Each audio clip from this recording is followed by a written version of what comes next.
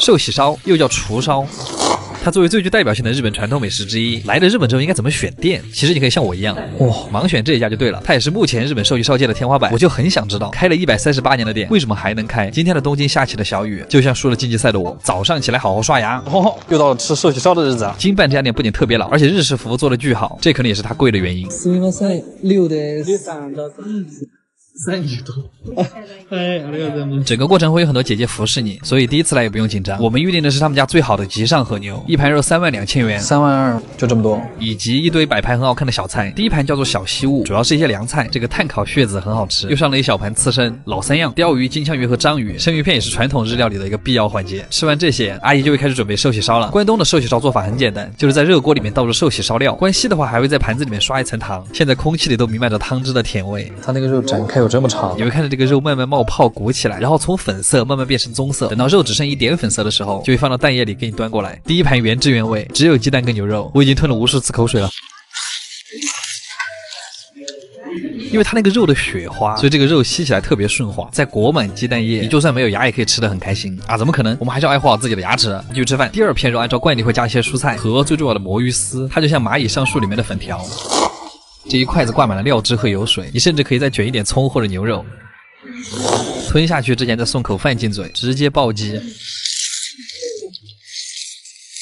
米饭跟肉一起嚼才香嘛。第三片肉就会在锅里下一些清新的蔬菜，像是茼蒿和萝卜。谁煮火锅不加茼蒿啊？阿姨又帮我们盛好了新的一碗，但这次我们先尝一下豆腐。这种豆腐一般是烤过的，也是特别能吸水。豆腐好嫩。豆腐背后因为切了2刀，所以特别入味儿。然后是茼蒿。在吃完所有的肉之后，还会有一个寿喜锅盖饭，感觉吃起来很快，也很满足。阿吉推荐指数9分，卡味儿太撑了。回家之后也不要忘了刷牙哦。我操！今天我们去的这家店是我来日本之后去过最贵的烧鸟店。我这个特别的多，我感觉那个蛋液会从我的鼻腔里面冒出来。烧鸟这种平民美食都可以卖到这么贵，凭什么呀？又到了吃烧鸟的日子。今天我们去的这家店，它非常的装。今天我们就抱着批判的眼光来看一下米其林2星，他们家也是世界上唯一一家使用无菌鸡的烧鸟店。他说的我不信，无菌蛋我倒是听说过，无菌鸡就有一点过分了吧？他现在门口站了10个人不让进。一个魔，为什么不让我进啊？店里这个昏暗的灯光，感觉非常适合进行什么秘密交易。第一个小菜，我叫它无语，然后是一碗只有1个的经典时尚鸡肉小抄手，它里面是那种淡淡的奶香鸡肉汤。第一个菜就是他们家的招牌小板鸡，就是那个非常装无菌鸡，还是刺身，鸡肉刺身，真的很久没吃到这个东西了。它这个鸡肉吃在嘴里会觉得特别清新，有一种网状的质感，食感是又厚又滑又嫩那种纯生的鸡肉味。下个菜叫鸡元宝，我自己取的，生鸡肉末加提灯，再配上一颗小嫩葱。你可以直接用海苔把它卷着吃，但也可以像我这样把它戳破，但是没什么意义，就是爱玩。接下来是我们的第一串，非常的好看，像是米其林级别的烧鸟啊，但他们家就是啊，呵呵，他们家串的设计都很高级，一坨鸡胸肉加1个大葱，咬下去的第一感觉是这个皮特别的薄，但是当你咬破那层烧烤味的乐事薯片之后，你能够清楚的感受到那个温柔肥美的鸡腿肉会轻轻的裹住你的牙齿，再从里面喷出炭火的香气。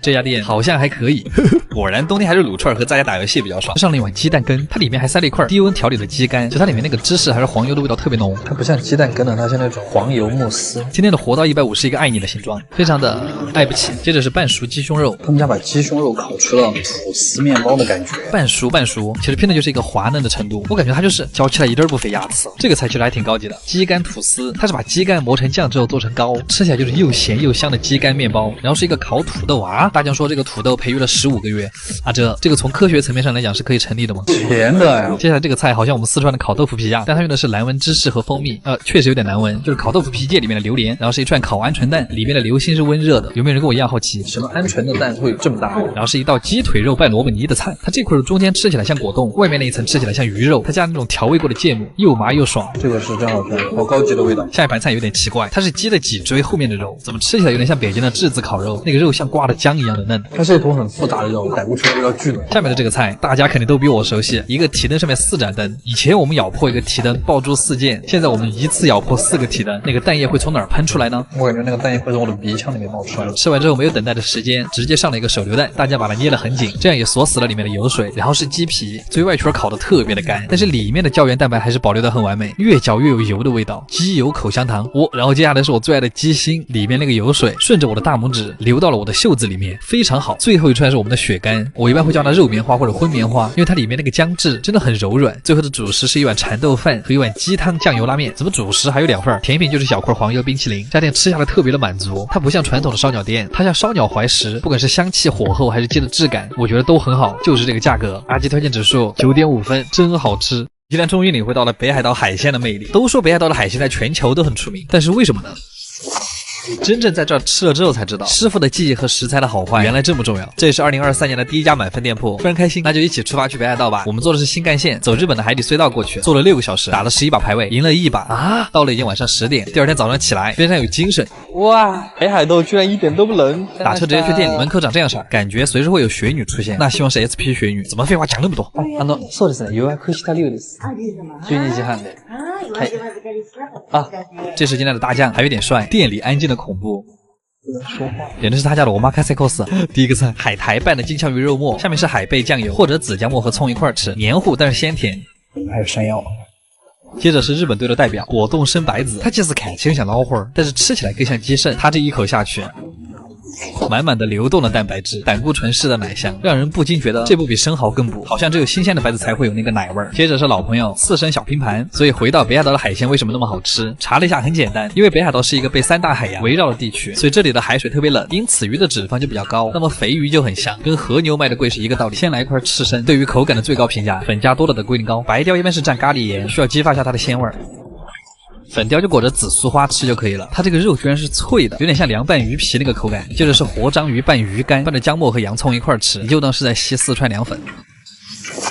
然后是芝士海螺肉，它里面装的全是奶奶的螺肉汤，是那种油香油香的汤底。